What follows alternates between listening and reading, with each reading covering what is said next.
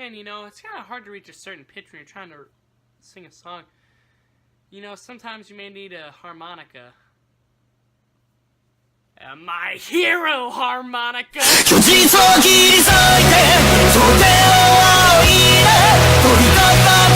So, yeah, I've been reading a crap ton of My Hero Academia, and it's really good.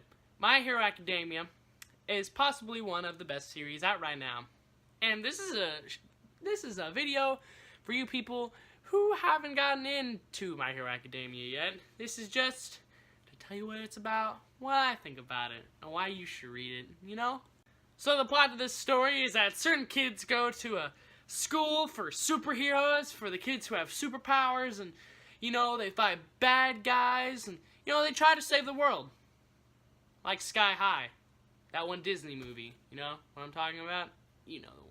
So our story revolves around this one kid named Izuku Midoriya, and, you know, a large majority of the planet has these superpowers that they call quirks.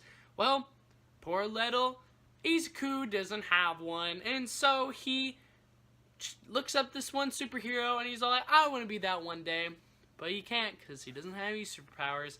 So one day he meets his favorite superhero that he looks up to, and he trains real hard and eats his hair, and he gets a superpower. This isn't any spoilers because it all happens in like the first volume, so get you a big old dose. So basically it shows Izuku's journey as he becomes powerless to having powers, and how he becomes a cool superhero and stuff. It's a story of how he becomes a superhero, and it's freaking insane. So you have basically the first 2 volumes that are pretty cool in and of itself, and they're really entertaining. You get to the 3rd volume, and it turns pretty insane, but from then on, ooh, dang, it gets really good. And when you read past volume 10, woo, this story gets really good. You have all these insane, you know, villains that show up.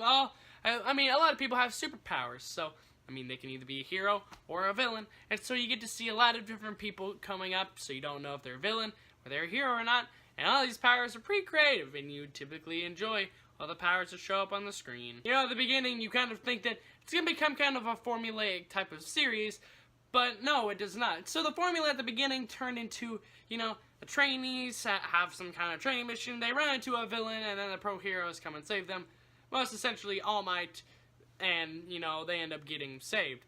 Well, further on down the line, that's not exactly how it is. You get to see these kids become more and more independent, and they become able to take down these villains with their powers, which, you know, is pretty cool. Because like I said, there's some really creative superpowers, and to see them being used actually is really cool. And so you get to see all these kids fighting their hardest to try to fight for survival against these villains. Really freaking cool. So for the main characters, you have Deku, the guy who doesn't have any superpowers at first, but ends up finding his power. You have Uraraka, who has kind of all of her powers contained because she doesn't really want to use them that much. And then you have, you know, Mr. Fire Guy himself, who seems like a bad guy, but in all reality, he's a hero. Kind of like Sky High. No, but in all reality, these guys are pretty cool because all of them are done pretty well, and it's kind of really weird how all of these characters have the strange, compelling ability to all be freaking awesome. I mean, all of these guys in and of themselves have a good amount of screen time. Heck, even the side characters. We focus on mainly Class 1A.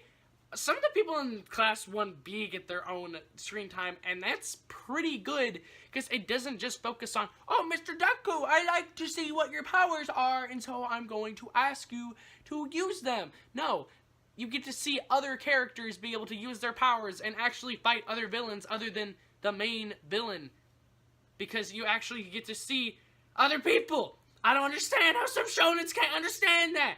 You just gotta focus on other people. My Hero Harmonica does a good freaking job of that, alright? So, why should you read My Hero Harmonica? Well, My Hero Harmonica has the good thing of being consistent, being good. It's really entertaining, and it's also really popular.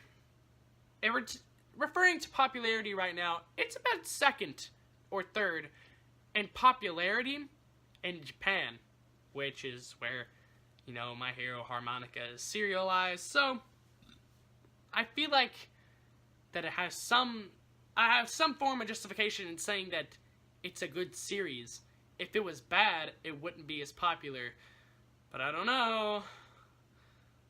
I mean, you have some series like Black Clover that, you know, have some kind of odd placing.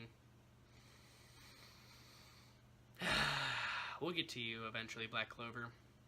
Black Clifford. But for the most part, I'd say that you should go and pick up My Hero Academia, read it online, go pick it up, like, in the store, because these volumes are $10 each. Man, they're so worth $10 each. And heck, they look really cool. It looks like an actual comic book with even ads on the back for certain things.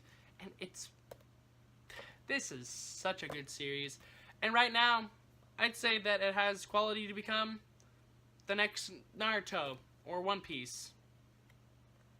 Maybe, hopefully not the next One Piece. I hope it doesn't last that long. I don't think I can be alive for that long. I don't think. But heck, if you liked this video, go watch my other stuff about other manga. You know, I have one about Fire Force and Jagan and The Promised Neverland. You should go watch them. I will see you guys in the next video. Goodbye.